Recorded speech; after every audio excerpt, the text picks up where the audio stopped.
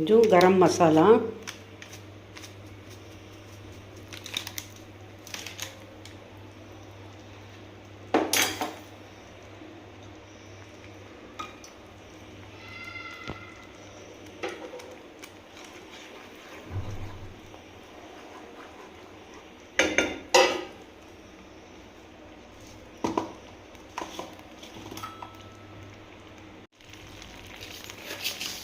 டேஸ்ட்டுக்கு கொஞ்சம் சுகர்,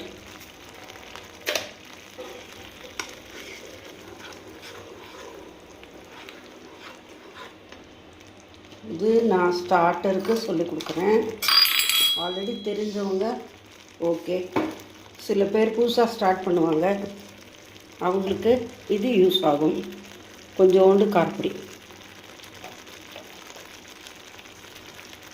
நம்ம ஆல்ரெடி கரம் மசாலா போட்டோம், சுகர், காரப்பொடி போட்டாச்சு. இப்போ வேணுங்கிற சால்ட் அளவாக பார்த்து போட்டுக்கோங்க. நான் கல்லுப்பை வந்து பொடிச்சு வச்சுருக்கேன், அது கொஞ்சமாக.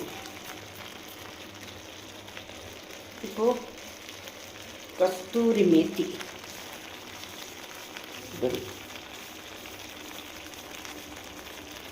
அப்படியே 2 கையிலையும் ஆக்சுவலாக பொடிச்சு போடணும். ஓகே, நல்லா வாசனையாக இருக்கும். கஸ்தூரி மேத்தி, கஸ்தூரி மேத்தினா மெந்திய கீரையோட அந்த ஒரு காஞ்ச ட்ரை, ரொம்ப டேஸ்ட்டாக இருக்கும்.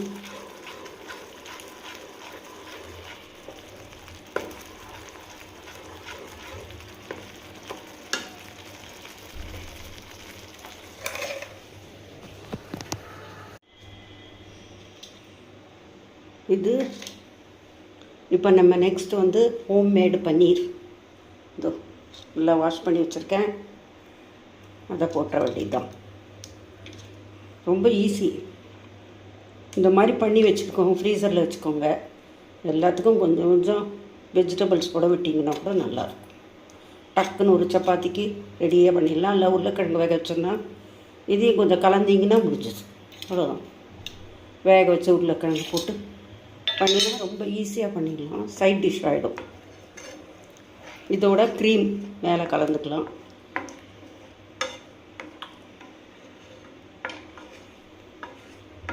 இல்லை ஆல்ரெடி ரிச்சாக இருக்குது, வேண்டாம் க்ரீம் வேண்டாம் அப்படின்னா வெண்ணெய் கூட போட்டுக்கோங்க, ரொம்ப டேஸ்ட்டாக இருக்கும்.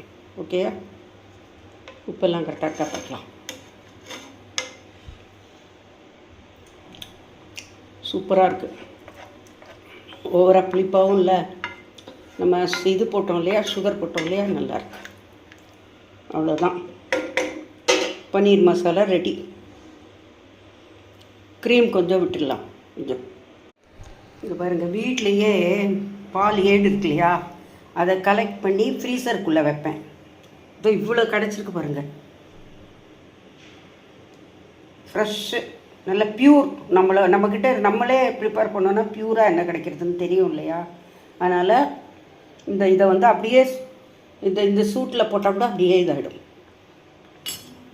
அப்படியே கரைஞ்சிக்கும் இந்த சூட்டில்.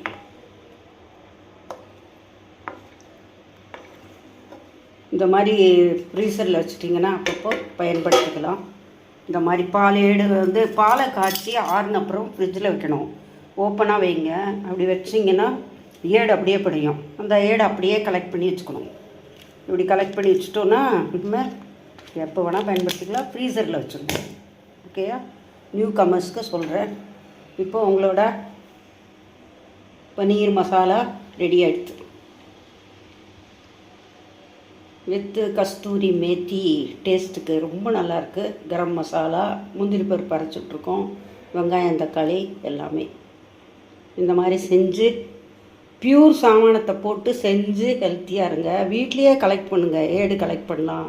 ஒரு 2 செகண்ட்ஸ் கூட ஆகாது. டக்குன்னு ஃப்ரிட்ஜில் இப்போ நைட்டு வச்சுட்டு பாலை காய்ச்சி வச்சுட்டு காலையில் எழுந்த உடனே முதல்ல நான் கலெக்ட் பண்ணி ஃப்ரீசரில் வச்சுடுவேன் அந்த ஏடை. அதுக்கப்புறம் அதில் காஃபி போடுவேன். ஓகேயா, சரி, தேங்க்யூ ஸோ மச். ஷேர் பண்ணுங்கள், சப்ஸ்கிரைப் பண்ணுங்கள். இது ஸ்டார்டர்ஸுக்கு இந்த நியூவாக பாய்ஸ் கூட கற்றுக்குறாங்க, அவங்களுக்கெல்லாம் யூஸ் ஆகும். சரியா? Thank you so much.